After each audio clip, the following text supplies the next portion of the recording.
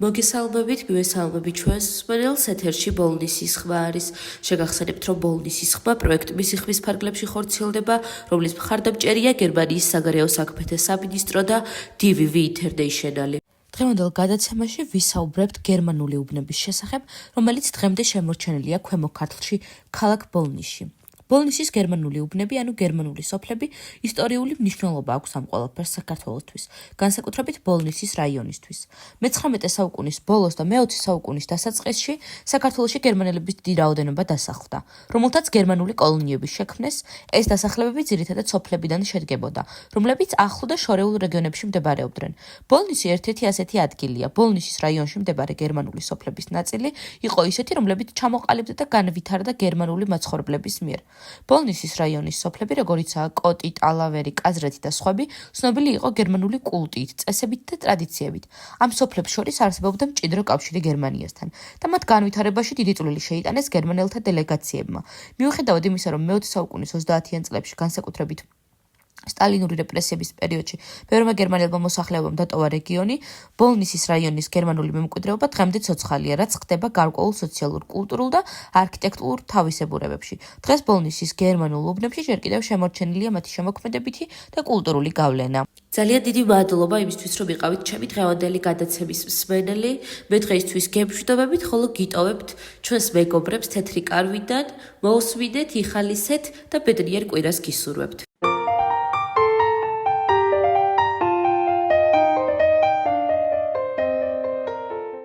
მოგესალმებით მეგობრებო, მე ვარ ნინი 37 წლის.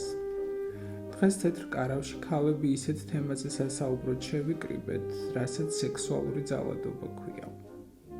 არ დაგიმალავთ და არც თუ ისე დიდი ხნის წინ პირადად მე სექსუალურ ძალადობაზე სულ სხვა წარმოდგენა მქონდა. არადა აღმოჩნდა, რომ ყველანაირი ქმედება საპირისპირო სქესისგან იქნება ეს ფიზიკური თუ სიტყვიერი, რაც ჩვენი სურვილის გარეშე ხდება, ძალადობაა და დასჯადია. თითქმის ყველა ქალს ერთხელ მაინც განუცდია ეს შეურაცხყოფელი გრძნობა, მაგრამ ამაზე ყოველთვის გრცხვენოდა და გვერიდებოდა საუბარი. მადლობა ღმერთს, ახლანდელი თაობა მეტად არის ინფორმირებული და შესაბამისად უფრო დაცულებიც არიან. მე ჩემს ისტორიას მოგიყვებით. დაახლოებით 10 წლის წინ ერთ-ერთ ძალიან ცნობილ კომპანიაში დასახელებისგან მაინც თავს შევიკავებ, სტაჟიორად ამიყვანეს და ძალიან გახარებული ვიყავი. ვოცნებობდი, რომ იქ გამეგრძელებინა მუშაობა. ჩემი უფროსი ახალგაზრდა სიმპათიური მამაკაცი გახდა და განსაკუთრებულ ყურადღებას იჩენდა ჩემს მიმართ. ცოლიანი იყო და მისი მეუღლეც ჩვენთან მუშაობდა. ოღონდ სხვა განყოფილებაში. ერთი წლის შეუღლებულები იყვნენ და ვფიქრობდი, რა კარგი წყვილია მეთქი. ერთხელაც მათ ყოფილ თანამშრომელს დედა გარდაეცვალა და ყველანი პანაშვიდზე წავიდნენ, მათ შორის ჩემი უფროსის ცოლიც. პირველად აღმოჩნდით ოთახში მარტო მე და ჩემი უფროსი, მაშინვე რაღაც უსიამოვნო წინათ გრძნობა დამეუფლა. უხერხულად ვიგრძენი თავი და მეც წასასვლელად მოვემზადე. უკვე გავდიოდი ოთახიდან, რომ მომაძახა. დამელოდა მეც მოვდივარო. ლიფტში რომ შევიდეთ, უფრო დავიძაბე. უცებ ხელები მომხვია და ბღლაძუნი დამიწყო. ისე დავიბენი, აღარ ვიცოდი როგორ მომეშორებინა. ამასობაში ლიფტიც გაჩერდა, კარი გაიღო და თავთვით მოგლეჯილი გავიქეცი. ის იყო და მას მერე იქით აღარ გამიხედავს. ჩემი ნივთების წარმოსაღებადაც კი არ მივედი. ჩემს მშობლებს უთხარი აღარ მაინტერესებს იქ სიარული თქო. პირველად ვყვები ამ ამბავს. არადა წესით უნდა მემხილებინა და მე კი არა ის ვაჟბატონი უნდა წაბრძანებულიყო. თანაც ისე რომ ცოლსაც გაეგო, როგორი ნაძირავას გვერდით ცხოვრობდა. ეს ხომ ჩვეულებრივი უსამართლობაა, რომელიც დამცირებულს და დათრგუნულს გტოვებს და მთელი ცხოვრება შეიძლება რომ დაუცველობის კომპლექსი ჩამოგიყალიბდეს. მოგესალმებით. მე ვარ მაკა 29 წლის. მეც პირველად ყვები ამ ამბავს და ზოგმა შეიძლება კიდეც გაიფიქროს, აქ რა იყო მოსაყოლიო. მაგრამ არა, სწორედაც რომ უნდა ხმამაღლა ვილაპარაკოთ ყველა იმ ანომალიაზე, რაც ჩვენს გარშემო ხდება. რომ ამით წინ აღვდგათ მსგავს ფაქტებს. წლების მანძილზე, მაშინ როცა უკვე გათხოვილი ვიყავი და ქმარი მყავდა, ერთი ჩემი თანამშრომელი მუდმივად, ჩუმად, ისე რომ სხვებს არ გაეგონათ, იხელთებდა ხოლმე დროს და საშინელებებს მეუბნებოდა ჩუმად ყურში, ჩურჩულით. უпростоრად თავის უხამ სექსუალურ ფანტაზიებს მიზიარებდა.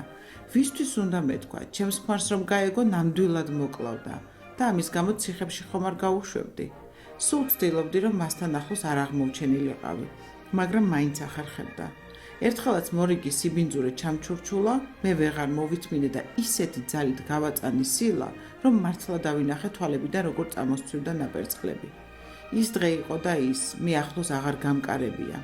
მაგრამ მოგვიანებით შევნიშნე, რომ ჩვენს ახალ თანამშრომელს გადაეკიდა, რადგან ხედავდი ახლოს ჩაუვლიდა თუ არა ეს გოგო ჭარხალივით როგორ წითლდებოდა.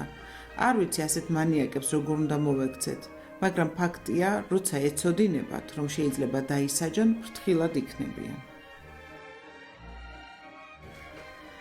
მეც მოვყვები, ოღონდ ეს არ არის ჩემი ამბავი. მაშინ სულ პატარა ვიყავი და წესიერად არც კი მესმოდა რა ხდებოდა. ჩვენს იტალიურ ეზოში ცხოვრობდა ახალგაზრდა ცოლ-ქმარი და ყველა მეზობელმა იცოდა, ლოთი ქმარი ყოველღამე ფიზიკურად და სექსუალურად როგორ ძალადობდა ცოლზე. მაგრამ თვითონ ქალი ხმას არ იღებს და რა ჩვენი საქმეაო, მეზობლებიც არ ერეოდნენ. ერთ ღამესას დიდი ლეწვა მტვევის ხმა გავიგონეთ. მერე ისევ ჩაწყნარდა ყველაფერი და მეზობლებმაც მშვიდი ძილი გააგრძელეს. დილასაც რომ არავინ გამოიხედა ფანჯრიდან, მეზობლებმა შუადღემდე იცადეს. მერე კარზე დიდხანს აკაკუნეს.